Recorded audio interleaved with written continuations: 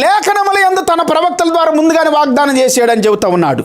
And declared to be the son of God with power according to the spirit of holiness by the resurrection from the dead. యేసుక్రీస్తు శరీరమును బట్టి దావీదు సంతానముగాను మృతుల్లో నుండి పునరుద్ధానుడైనందున పరిశుద్ధమైన ఆత్మను బట్టి దేవుని కుమారుడుగాను ప్రభావంతో నిరూపించబడెను. 5వ వచనములో by whom we have received grace and apostleship for obedience to the faith among all nations for his name.